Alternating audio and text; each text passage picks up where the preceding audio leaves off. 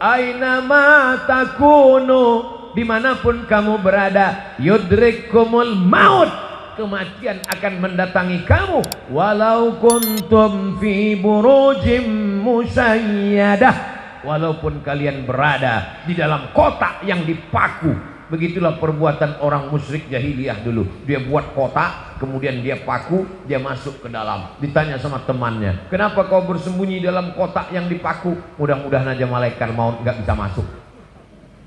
Siapapun akan mati menghadap Allah. Michael Jackson masuk ke dalam kotak hampa udara, berharap tidak mati, mati juga. Semuanya akan menghadap Allah. Tinggal lagi apa yang akan kita bawa menghadap Allah. Ini pelajaran yang kedua dari buku belah buku kisah saat maut akan menjemput.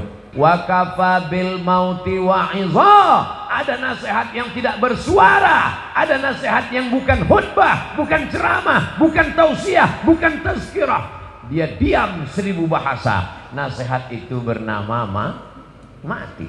Siapa yang menasihati Ustaz Abdul Somad? Enggak ada. Enggak ada orang menasihati saya sampai sekarang. Saya datang ke kiai, kiai tolong nasihati saya. Saya kalau tausiah, saya cari para alim ulama yang tua-tua, yang sepuh-sepuh, minta nasihat, minta doa. Mereka nggak kasih nasihat. Mereka katakan, ya Ustaz sudah tahulah, sama-sama saja kita berdoa kepada Allah. Nasihat yang paling dalam yang masuk ke dalam otak dan hati saya adalah ketika melihat orang mati terbujur kaku, yang selama ini dihormati, dibanggakan, dimuliakan, disanjung tinggi. Kalau datang disambut dengan baleho dan karpet warna merah, tapi lalu kemudian ketika mati menghadap Allah terbujur di ruang tamu, dan tidak sampai 24 jam dibawa keluar. Rumahnya rumah dia, yang membangunnya dia, yang beli tanahnya dia, yang cari arsiteknya dia, yang mengumpulkan uangnya dia. Tapi kalau sudah meninggal dunia, sejengkal pun di rumah itu tidak ada yang bersedia menampung dia. Tempatnya tetap di TPU, tempat taman pemakaman umum. Ada rumah yang dibangun, ada rumah yang dikendalikan, ada rumah yang diatur. Sekian tahun nabung untuk buat rumah. Rumahmu berapa harganya? 3M. Wow, hebat sekali 3M, 3 kali minjam. Ada rumah yang tidak pernah kita lihat, rumah yang tidak pernah kita jenguk, rumah yang tidak pernah kita pedulikan, tapi kita akan tinggal di sana. Lebih lama di rumah kita atau di taman pemakaman umum? Saya tanya sekali lagi, lebih lama tinggal di rumah yang kita bangun atau lebih lama di kuburan? Lebih lama di kuburan. Di rumah kita paling kita tempati. Ada orang menempati rumahnya sampai 100 tahun? Enggak ada. Paling kita tempati rumah kita itu paling lama 50 tahun. Itu pun kalau umur kita 75 tahun. Umur 25 bangun rumah atau mewarisi rumah bapaknya. Kita cerita bukan rumah bapak kita, bukan rumah kakek kita, rumah kita tempati cuma 50 tahun. Setelah itu kita masuk liang lahat. Yang meninggal tahun 1945 saat ditembak oleh Belanda, sampai sekarang berarti dia sudah dikubur berapa tahun? Maka sampai masanya nanti hari kiamat, ada yang di liang lahat sampai 100 tahun, ada yang sampai 1000 tahun lamanya. Apa yang sudah kau persiapkan? Amal jariah. Yatsba'ul mayyita salatun, yang mengiringi mayat sampai ke liang lahat ada 3. Ahluhu, istrinya ikut mengiring, anaknya datang, jamaah semua datang, tapi cuman sampai ke pintu liang lahat. Setelah itu mereka masukkan ke dalam. Setelah itu mereka kemudian naik ke atas. Mereka ambil pacul, cangkol dan skop. Mereka katakan, mari kita timbun, kita injak biar padat. Setelah itu ditancapkan kayu nisan. Setelah itu mereka pun berdoa. Setelah itu mereka pun pulang ke rumah. Anaknya nangis pada hari yang pertama. Hari kedua dia mulai tersenyum. Kirim rek spasi lucu, kirim ke 9090. Tapi kalau anakmu soleh, dia akan bangun di tengah malam. Rabbighfirli wa liwalidayya warhamhuma kama rabbayani shaghira. Gimana anak ibu? Ingat dengan suami ibu? Ingat dengan ayahnya? Alhamdulillah Pak Ustaz. Malam-malam saya bangun jam 2, saya dengar di samping kamar ada baca Yasin. Yasin wal Qur'anil Hakim innaka laminal mursalin ala siratim mustaqim tanzilal azizir rahim. Lalu saya pun bangun, Pak Ustadz, senangnya hati saya anak saya baca Quran untuk ayahnya. Begitu saya buka pintu kamar, ternyata TV belum mati, Pak Ustadz. Mudah-mudahan anak kita termasuk yang tetap kirim Yasin untuk kita tiap malam. Kita pesankan ke mereka supaya tahajud, berzikir, berdoa. Ya Allah, sampaikanlah pahala tahlilku, la ilaha illallah tahlil, subhanallah tasbih, tahmid, alhamdulillah, takbir, Allahu akbar, salawat. Lalu kemudian dia bawa anak istrinya baca Quran. Wa idza khatimul qur'ana, kalau dikhatamkan mereka Quran 30 juz, fa huwa hasanun, sepaling bagusnya sekhatam Al-Quran 30 juz. Kalau tidak sanggup khatam Quran, likulli syai'in qalbun, segala sesuatu punya hati. Wa qalbul Quran, hatinya Al-Quran adalah Yasin. Dan kalau tidak sanggup baca Yasin, Ummul Quran Al-Fatihah, level paling tinggi sekhatam. Tak sanggup sekhatam Yasin, tak sanggup Yasin, Ummul Quran. Itulah tadi yang Pak Bupati mengajak kita, mari kita bacakan suratul Fatihah. Fatihah pun tidak mau. Innalillahi wa inna ilaihi raji'un. Apa yang kau balaskan untuk ayahmu? Berapa kali dia tidak jadi ganti baju hari raya demi uang sekolahmu? Sekolahmu memang online, tapi bayarannya offline. Berapa kali ibumu tidak jadi hari raya buat kue demi untuk sekolahmu, demi untuk air susumu, demi untuk makan minummu. Meregang nyawa dia melahirkan. Andai kau gendong dia dari Bekasi ke kota Makkah, tawaf 7 putaran, sa'i Safa dan Marwah, wukuf di padang Arafah, melontar jumrah, belum tentu dapat menebus sekali teriakannya saat melahirkanmu. Betul Ibu? Ternyata ibu tidak ada yang teriak waktu melahirkan. Kenapa? Dia pingsan di operasi. Lahir.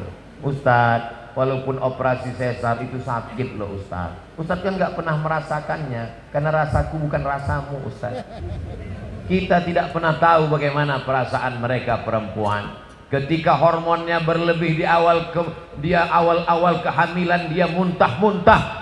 Respon hidungnya sangat tajam. Suami yang dulu kata dia buah hati belayan jiwa, cintaku setengah napasku pergi, baunya minta ampun. Lalu kemudian yang awalnya rahim itu kecil, lalu mulai membesar, sebulan, 2 bulan, 3 bulan.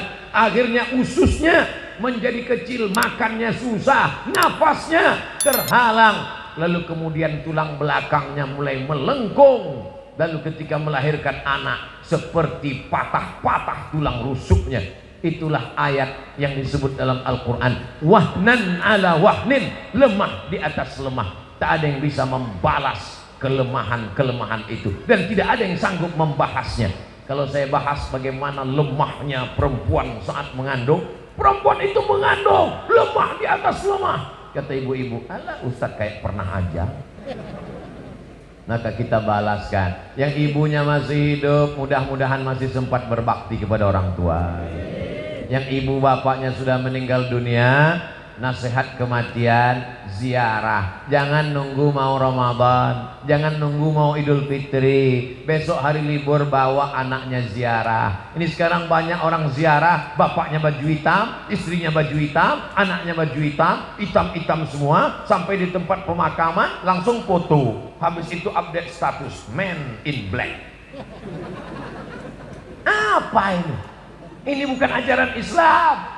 Ajaran Islam adalah saat di tempat pemakaman baca doa, assalamualaikum ya alad diyar minal mu'minin wa inna insyaallahu bikum lahiqun yarhamullahul mustaqdimina wal mustakhirin nas'alullaha lana wa lakumul afiyah. Oh, bacaannya panjang Pak Ustaz. Ya, tapi kami bacaannya pendek. Apa bacaannya? Assalamualaikum ya ahlal kubur. Itu namanya doa minimalis.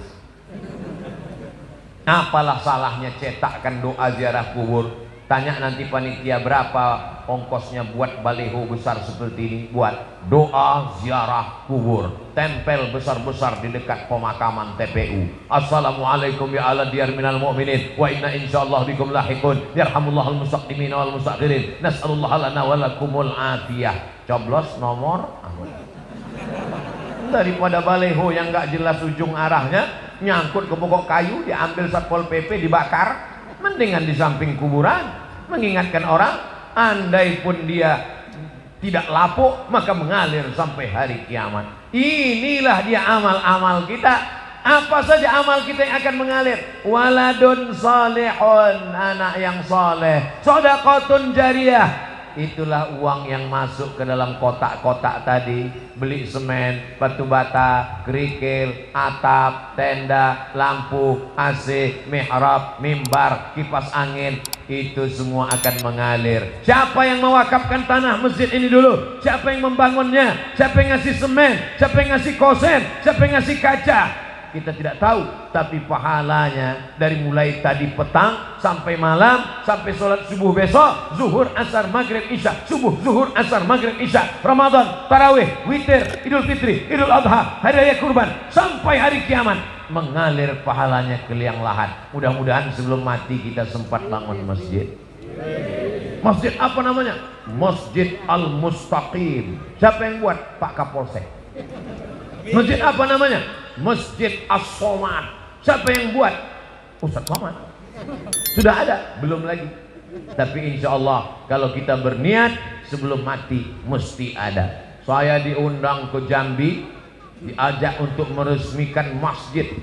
Jalannya jauh, naik mobil. Dalam hati saya, mau dibawa kemana lagi? Begitu sampai, musola kecil. Ya Allah, apa kelebihan musola ini? Apa kelebihannya? Berikut ini mari kita dengarkan kata sambutan dari Bapak Kapolsek.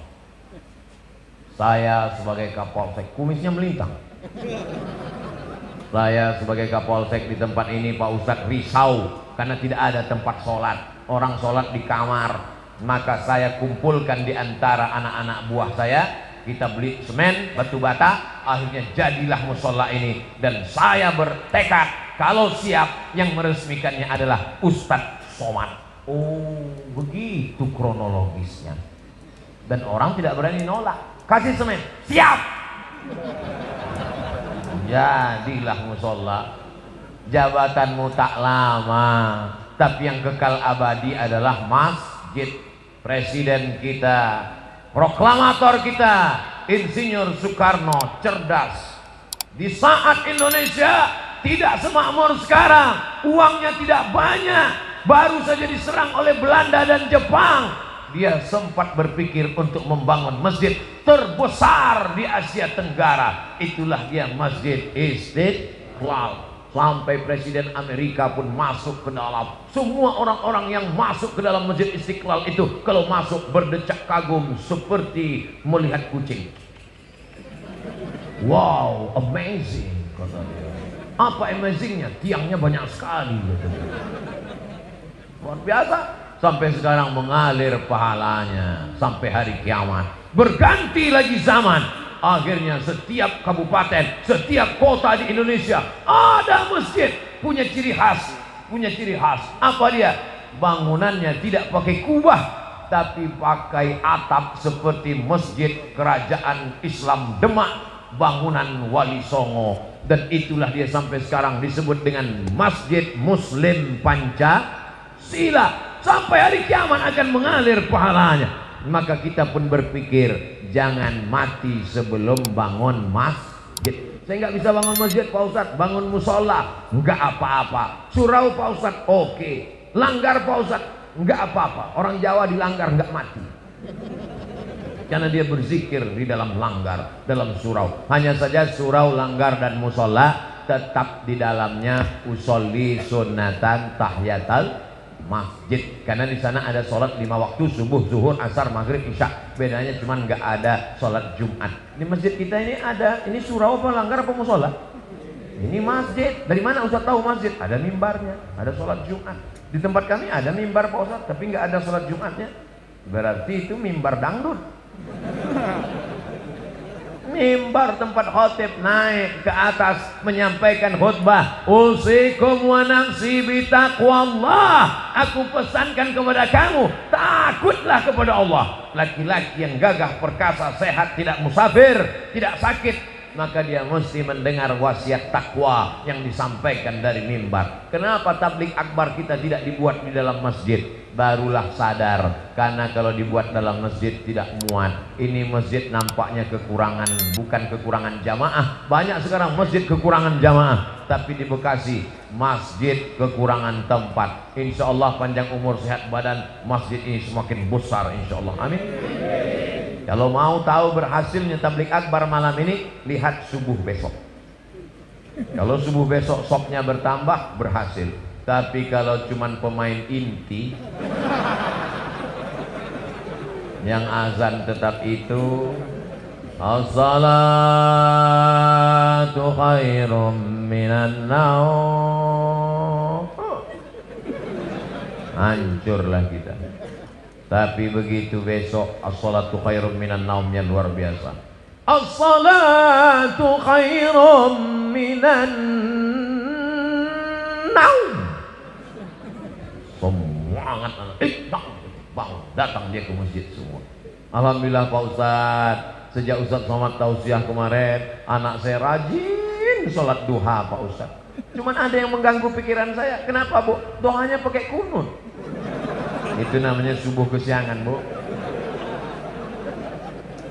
Pas ditanya sama ibunya, kenapa kamu sholat subuhnya jam 8? Masih syukur aku sholat subuh, kawanku gak sholat sama sekali. Ini logika terbalik, otaknya sungsang. Kalau mau lihat dunia boleh lihat ke bawah, tapi kalau untuk akhirat, lihatlah orang yang istiqomah ke masjid subuh, zuhur, asar, maghrib, isya, masjid ke masjid ke masjid. Lihat tuh anak muda ke masjid terus, tertulis di bajunya biker subuhan. Zuhur hilang. Sedangkan subuh yang berat lawan ngantuk aja dia datang. Sedangkan subuh yang matanya lelap, tidur pulas, mengigau, tetap dia lawan datang ke masjid. Apalagi zuhur, asar yang melek.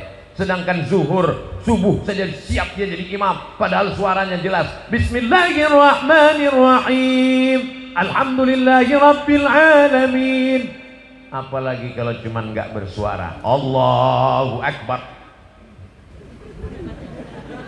Memang berawal kalau mau jadi imam, imam zuhur dan imam asar. Anak-anak muda. Nanti kalau ditanya, datang anak gadis, anak-anak cewek bilang, bang, aku siap jadi, aku ingin mencari imam, aku siap, tapi zuhur dan asar ya. Maka kalian pun mesti pintar-pintar. Kalau mau tulis update status besok, aku mau cari imam maghrib, subuh dan isya. Yang zuhur ngantri dulu. Berawal dari keterpaksaan,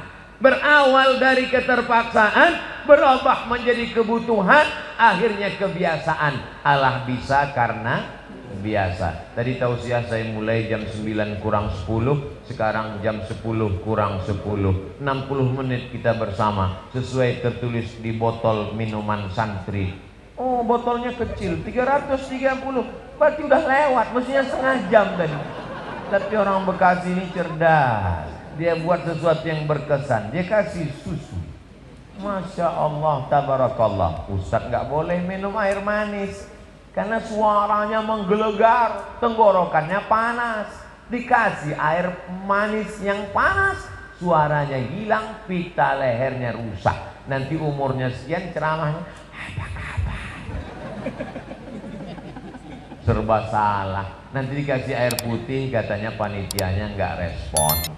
Dikasih air susu, air teh, katanya wah susah sekali Ustaz Abdul Somad ini. Enggak, Ustaz Somad tidak pernah mempersulit, mempersusah orang. Kalau bisa dipermudah, kenapa dipersulit? Yassiru, mudahkan urusan orang. Ngundang Ustaz Abdul Somad nggak perlu pakai proposal. Ngundang Ustaz Abdul Somad katanya sulit, mesti kirim DP, mesti pakai pesawat kelas eksekutif, mesti dijemput dengan private jet, mesti dijemput. Hoax, bohong, penipu.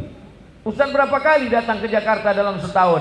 Jabodetabek, Jakarta, Depok, Bogor, Bekasi. Setahun datang 3 kali. Berarti 4 bulan sekali. Selama 4 bulan datang 3 hari.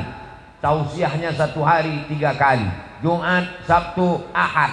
Jumat 3 kali. Pagi, siang, malam. Sabtu 3 kali. Pagi, siang, malam. Ahad 2 kali. Pagi, siang, besok pulang. 3 kali, seperti makan obat. Bapak Ibu yang dimuliakan Allah Subhanahu wa taala, kebersamaan kita malam ini di halaman masjid mudah-mudahan membawa kita istiqomah, anak-anak kita menjadi anak para penghafal Quran. Apa yang disampaikan Ustaz Abdul Somad waktu di Bekasi, silaturahim. Yang kedua, ingat mati. Yang ketiga, bagaimana menyelesaikan masalah di negeri kita ini. Ingat ketika negara Palestina dijajah, ketika itu seorang ulama besar bernama Imam Abu Hamid Al-Ghazali meninggal tahun 1111. Mudah ingatnya, 1111. Banyak orang mengkritik Imam Ghazali. Kenapa dia tidak ikut berperang melawan tentara yang menjajah Palestina? Imam Al-Ghazali menulis kitab Ihya Ulumuddin. Palestina dibebaskan oleh Salahuddin Al-Ayyubi. Salahuddin, orang barat susah menyebut Salahuddin, menyebutnya Sultan Saladin. Salahuddin Al-Ayyubi. Kapan Salahuddin Al-Ayyubi lahir? 1138. Ingat itu.